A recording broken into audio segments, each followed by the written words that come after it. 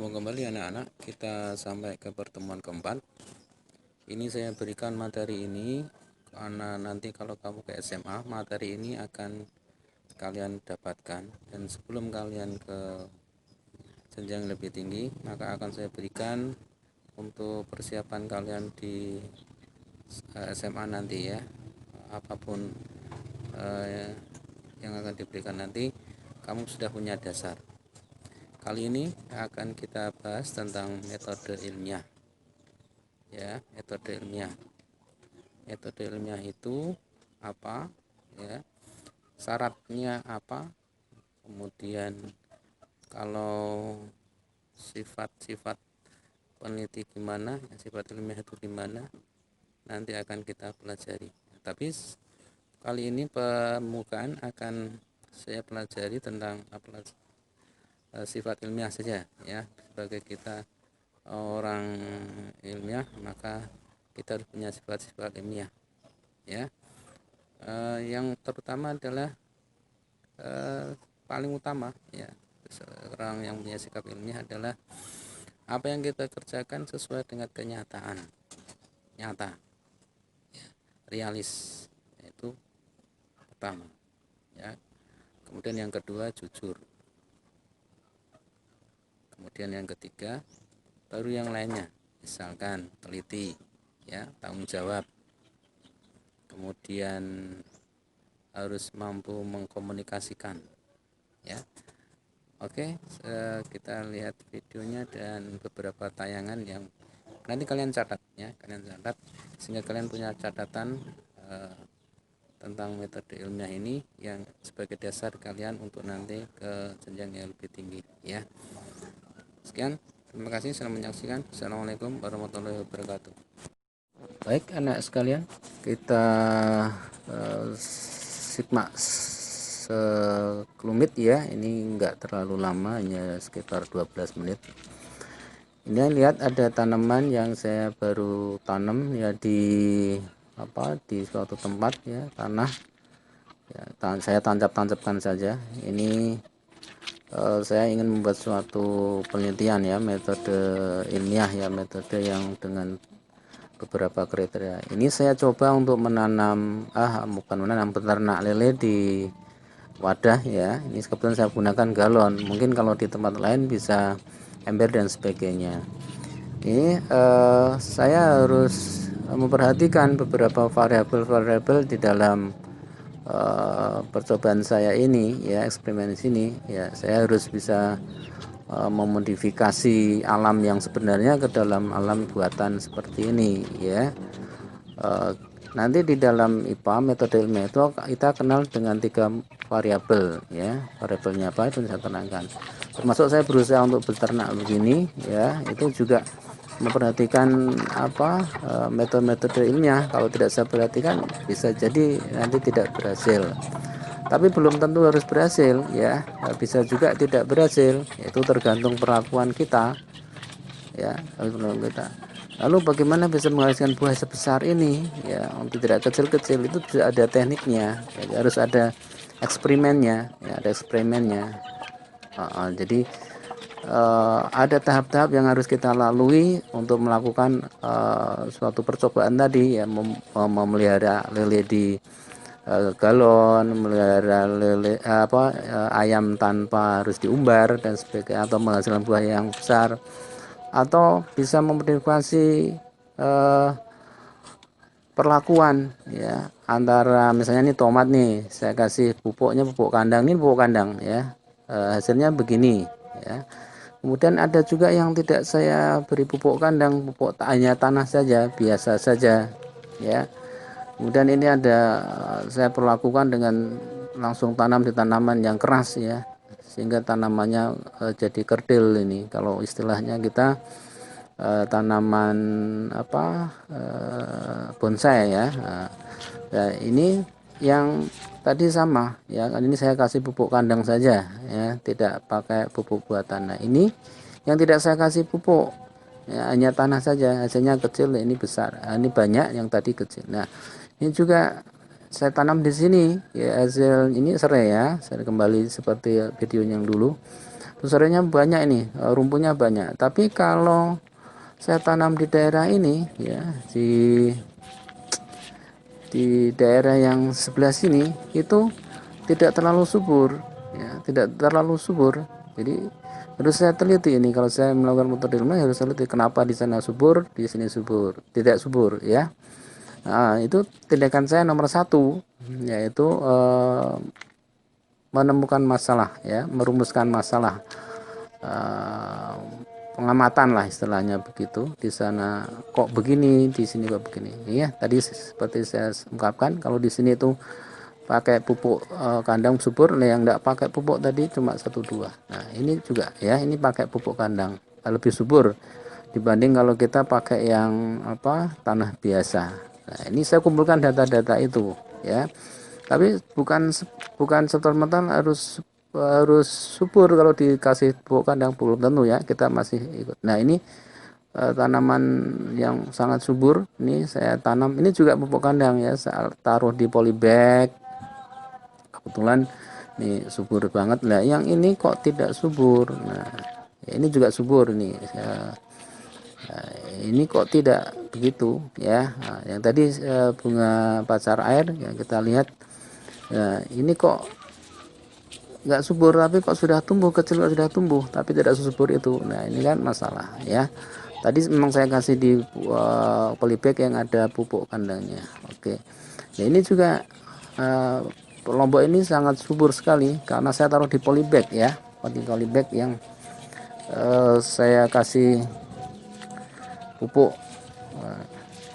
Ini juga saya kasihkan di polybag nih, tapi kok sedikit, kenapa ya? Mungkin juga kontrolnya tidak bagus ya, artinya pupuknya nggak sama, yang satu genggam, yang satu setengah genggam, dan seperti ini ya. Ini sama-sama di polybag, tapi kalau yang tadi subur, yang ini tidak, mungkin ya kontrolnya salah ya, variabel kontrolnya salah, jadi nggak sama ya pupuknya, antara yang jumlah pupuknya nggak sama ya. Ini juga ya, meskipun itu subur tapi jumlahnya mungkin tidak sama ya. Itu variabel yang diperhatikan ya. Nanti di akhir video ini juga nanti saya beritahu variabel-variabel apa saja yang ada di penelitian kita ya. Di penelitian itu, eksperimen itu variabelnya apa saja ya. Seperti ini, airnya ya, faktor airnya yang harus kita kasih perlakuan sama apa, airnya ya. Airnya harus dari sumber yang sama. Nanti kalau misalnya airnya berkurang ya harus sama. Nanti kalau saya punya dua galon ini, saya tidak boleh yang satu saya kasih air sumur, yang satu air pump, tidak boleh. Jadi kalau ada 2 galon ini saya buat percobaan ya, kalau airnya dari air sumur ya air sumur semua, kalau dari pump semua ya. Kemudian ayam ini, nah kalau pakannya misalnya pakannya harus dari merek ini ya harus merek ini ya, harus disamakan kontrolnya. Tidak boleh saya kasih satu bermerek ini kemudian saya ambil di pasaran ya, yang kilonan, itu tidak boleh, karena nanti akan mempengaruhi variabel terikatnya ya. Tapi kita ngasihnya boleh bebas ya, variabelnya bebas. Misalnya kita ngasihnya itu jenis makanannya beda, boleh. Tidak harus merek itu, boleh, tapi harus sama ya, harus sama. Jumlahnya boleh beda ya, mereknya sama tapi jumlahnya beda, mungkin 1 genggam, yang lain 2 genggam, dan sebagainya. Nanti menghasilkan pertumbuhan yang bagus yang mana begitu ya, 1 genggam, setengah genggam, 3/4 genggam, dan sebagainya. Nanti kita lihat hasil akhirnya, misalnya pertumbuhan tanaman itu. Nah kembali lagi ke sini, untuk faktor lain misalnya ada kematian dan sebagainya, ini sudah usia 3 minggu nih ya. Dari awal sampai sekarang itu sudah ada kematian sekitar 9 lele ya. Dari 20 saya beli, saya nggak banyak-banyak karena ini kapasitasnya juga tidak banyak. Saya beli 20 ekor ya. Sampai 3 minggu ini sudah ada kematian 9 ekor, jadi masih 11 di situ ya, di dalam itu. Nanti kita tidak tahu, karena memang tidak pernah saya odek-odek di bawahnya, bisa juga pertumbuhannya saya tidak tahu ya. Nah, betul gagal ya, ada faktor-faktor lain juga harus kita perhatikan. Variabel terikatnya mungkin tidak sama ya. Mungkin juga ada faktor parasitnya di dalam juga kita tidak tahu ya. Tapi kita harus berusaha saja ya, berusaha saja bagaimana cara mengontrolnya saja ya. Nah, bagaimana ini jambu supaya buahnya bisa besar-besar kayak begini, tidak kecil dan sebagainya. Nah, itu kita perlu perlakuan ya bebas. Misalnya variabel bebasnya kita potong tuh tanamannya ya, kita potong itu, tidak kita biarkan naik ke atas. Jadi makanan yang diambil terlalu banyak sehingga dimungkinkan untuk bisa dibuat buah ya. Ya ini kembali lagi saya ini pakainya pupuk kandang ya, karena kita harus tadi nanti kita perhatikan juga faktor-faktor ilmiah itu harus ada faktor konseptualnya ya, ada faktor konseptualnya, artinya kita melakukan percobaan harus ada teorinya. Saya tadi Pak Kos memelihara lele, memelihara ayam, saya juga harus punya teorinya gitu ya, punya konsep konsep dari fenomena itu. Misalkan pH-nya harus berapa, terus keadaan kandangnya harus gimana, kemudian makanan harus diberikan beberapa gram berat badannya dan sebagainya, harus saya baca ya. Toh kalau nanti ada kematian dan sebagainya itu faktor lain ya, karena tidak teridentifikasi secara objektif kan, tidak sama antara yang teoris konseptual dengan praktek juga tidak sama. Termasuk ini saya juga harus meneliti tanahnya dulu, sebelah sana dan sebelah sini ya, karena tanah itu bisa jadi satu tempat dengan tempat yang lain itu kandungan unsur haranya bisa beda ya, bisa beda. Bisa jadi unsur yang banyak di sini N-nya, yang sebelah sana yang banyak fosfornya, yang sebelah sana banyak kaliumnya, sebelah sana banyak Si-nya, sehingga nanti beda-beda hasilnya. Di tanah sebelah sini oh buahnya bagus, nah, sebelah sana hanya daunnya saja yang banyak rimbun kayak gini ya. Ada tomat satunya itu yang tanahnya tanahnya tinggi tapi tidak ada buahnya ya. Seperti ini juga ya, mungkin ini kandungan N-nya yang paling banyak sehingga menyuburkan generatifnya ya, bunganya banyak besar dan sebagainya. Mungkin juga vegetatifnya banyak ya. Ini juga ini subur banget ya. Ini tidak terlalu ya, mungkin karena unsur di dalamnya. Jadi setiap tanah itu berbeda ya. Jangan heran kalau misalnya tanah subur di sana tidak kan, karena dari alamnya sana mungkin juga begitu ya. Ada juga yang kita tanam tanaman sesuatu di daerah Semarang itu bagus, tapi kalau kita tanam di daerah lain tidak bagus, seperti umbi cilembu gitu misalnya. Kalau kita tanam di sana, di tempatnya sana ya, di Cilembu sana, di Cilembu sana mungkin bagus ya, manis dan sebagainya. Tapi kalau kita tanam di daerah Semarang mungkin jadi tidak manis ya. Jadi kandungan unsur tiap tanah itu berbeda ya. Sekian dulu, nanti kita lanjutkan ke video selanjutnya, fokus ke metode ilmiah ya. Bisa nanti setelah ini kalian catat.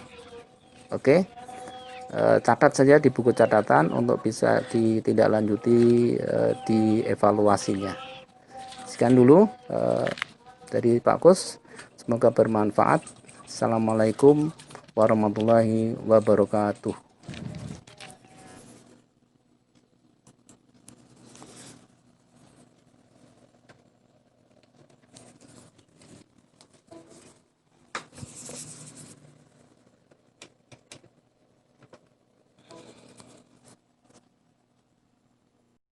Baik, saya ulangi ke karakteristik sebuah metode ilmiah ya. Sebuah metode ilmiah harus punya sifat, diantaranya yaitu satu, kritis ya. Di sebuah metode ilmiah harus kritis. Peneliti harus melakukan observasi dan eksperimen dengan terperinci. Kemudian yang kedua logis, jadi peneliti harus menjelaskan setiap langkah pada metode ilmiah secara logis. Tidak boleh berdasarkan firasat, ya, tidak boleh. Kemudian ketiga, objektif.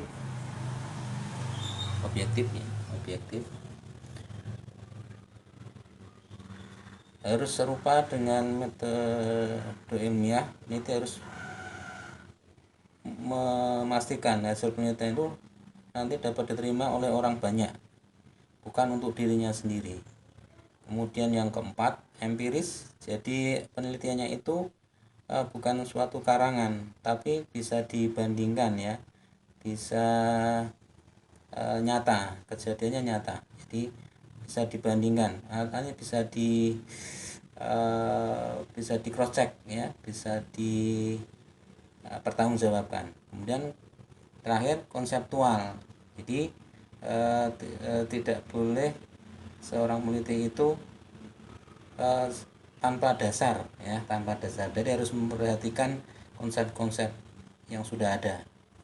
Kemudian kriteria umum sebuah metode ilmiah itu, satu, harus berdasarkan fakta, ya, kemudian tidak mengandung prasangka, ya, tidak berprasangka. Kemudian tiga, menggunakan prinsip analisis, jadi harus diteliti dulu. Kemudian yang keempat, perumusan masalah, ya, atau harus membuat hipotesis, ya, harus mendapatkan penjelasan tentang suatu fenomena begitu.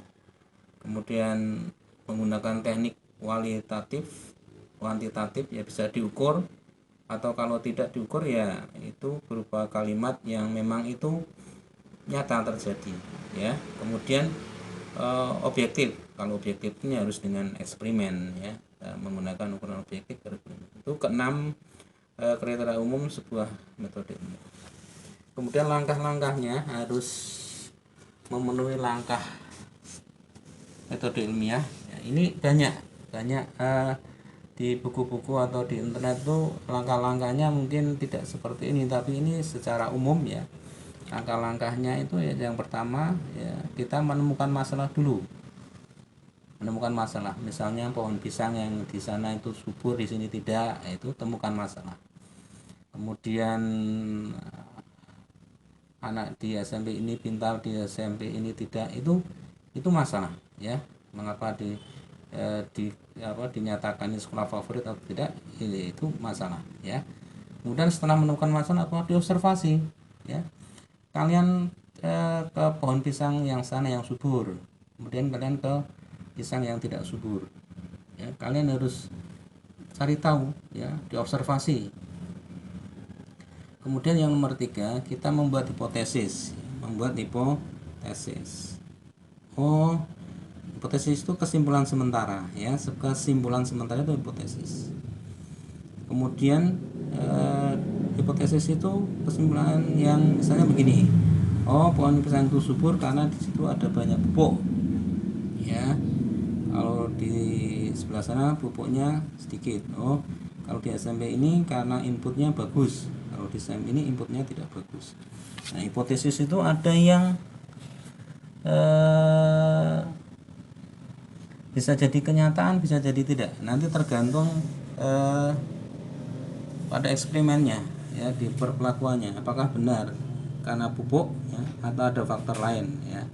Kemudian itu setelah hipotesis kita melakukan eksperimen atau penelitian, ya. Setelah diteliti, apa yang kita lakukan? Menganalisis data yang dari hasil penelitian itu, ya, kita analisis apakah benar sih yang kita lakukan itu. Kemudian yang keenam, menarik kesimpulan. Kesimpulannya apa? Benar karena ada pupuk, benar karena di situ banyak ada kandang kambing atau kandang sapi, ya, boleh. Iya karena di sana mungkin gizinya baik dan sebagainya. Oke. Terakhir adalah mempublikasikan, ya, mempublikasikan hasil eksperimen ke kalayak, ya, bisa lewat tulisan, bisa wawancara dan sebagainya. Baik, saya kali ini yang terakhir akan membahas tentang eksperimen ya, eksperimen. Jadi eksperimen itu harus memenuhi variabel metode ilmiah ya. Ada 3 variabel metode ilmiah. Yang pertama adalah variabel apa itu sebelumnya, variabel itu apa? Variabel sesuatu yang mempengaruhi ya, sesuatu yang mempengaruhi atau faktor yang mempengaruhi suatu penelitian. Yang pertama adalah variabel bebas ya. Apa itu variabel bebas? Atau kita sebut dengan faktor yang bebas kita modifikasi untuk membuatnya ya, bebas bervariasi ya, dapat mau diapakan, kita mau diapakan ya, mau dikasih pupuk atau tidak, mau dikasih air atau tidak, banyaknya air dan sebagainya. Kemudian yang kedua variabel terikat ya, atau variabel tergantung. Itu apa yang mau diharapkan ya, yang muncul akibat perlakuan dari variabel bebas ya, sesuatu yang diharapkan, pertumbuhannya kah, buahnya kah, daun banyak kah, dan sebagainya. Kemudian yang ketiga variabel kontrol, itu faktor yang harus kita benar-benar kita jaga ya, kita jaga supaya hasilnya nanti ketahuan ya, akan berpengaruh tidak gitu ya. Artinya harus disamakan, misalnya tanahnya harus sama, tingginya harus sama, jenis suhunya harus sama ya, airnya harus diambil terus sama dan sebagainya. Untuk memberi jelasnya kita kasih contoh ya. Misalkan pengaruh cahaya matahari terhadap pertumbuhan dan perkembangan tanaman yang ditempatkan di terang dan gelap ya. Hipotesisnya cahaya akan mempengaruhi atau memperlambat proses pertumbuhan tanaman. Kemungkinan tanaman yang disimpan di tempat yang terang akan lebih lambat pertumbuhannya. Tetapi perkembangan yang ada tapi perkembangannya menjadi baik ya. Sedangkan tanaman di tempat gelap akan lebih cepat tumbuh, tapi perkembangannya kurang baik. Artinya batangnya mungkin tidak terlalu kuat dan sebagainya. Lalu variabel responnya apa? Atau respon terikatnya atau yang kita lihat apa? Pertumbuhannya ya, kita teliti pertumbuhannya. Ini berarti variabel terikat atau responnya adalah pertumbuhan tanaman. Kemudian variabel bebasnya apa yang bisa kita manipulasi? Cahaya mataharinya ya. Bisa kita tempatkan di tempat terang sekali, kemudian bisa kita tempatkan di bawah meja yang agak terang, ada yang di bawah, yang di tempat gelap dan sebagainya itu. Ya nanti itu bisa bebas kita melaksanakannya. Cuma nanti ya hasilnya aja yang terikatnya itu, karena pertumbuhannya bisa dilihat antara yang paling gelap dan yang terang.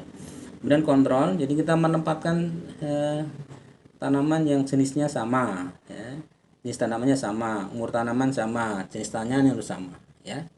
Oke, itu contoh yang satu. Contoh kedua adalah adanya pengaruh aktivitas terhadap denyut jantung manusia atau seseorang ya.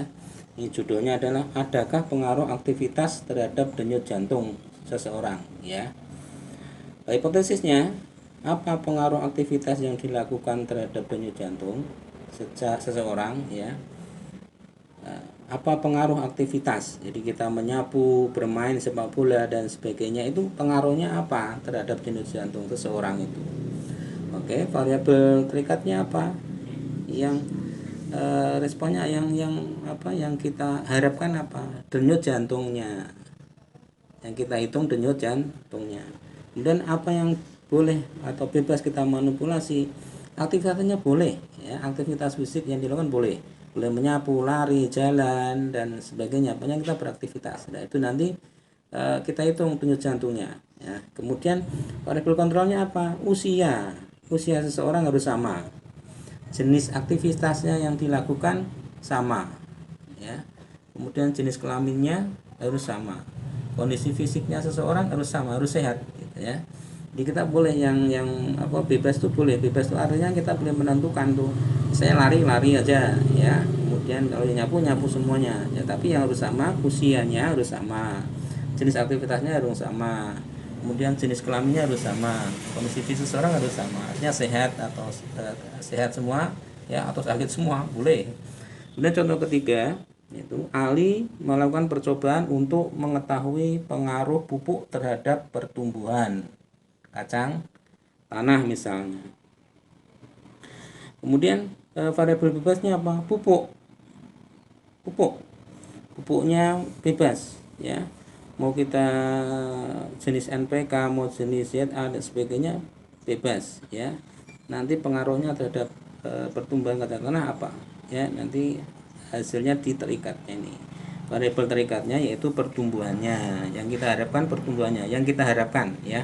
Terikat itu apa yang kita harapkan ya, yang kita harapkan adalah pertumbuhan kacang tanahnya. Lalu apa yang harus kita kontrol? Tanahnya harus sama ya, pH-nya tanah harus sama, airnya yang dari sumber yang sama, cahayanya harus sama-sama dapat ya, sama dapatnya terang, kalau terang semua, dan suhunya harus sama, ditempatkan di suhu sama, udaranya juga sama ya, udaranya harus bagus, tidak kena polusi dan sebagainya. Kalau yang satu kena polusi, yang satu harus tidak kena polusi. Kalau kena polusi semua. Kemudian parasit tanah ya, ini harus disamakan. Parasit tanahnya misalnya kalau di situ ada cacing tanah ya cacing tanah semua, kalau tidak ada ya tidak ada ya.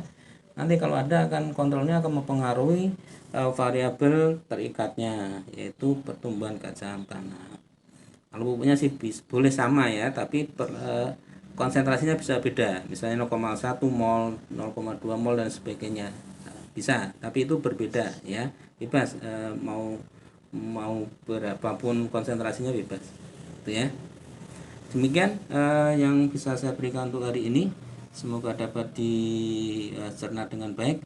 Bisa dicatat ya, bisa dicatat untuk persiapan kalian nanti di SMA ya, sedikit banyak. Tapi nanti ini kita buat yang di SMP ini hanya sedikit-sedikit saja ya.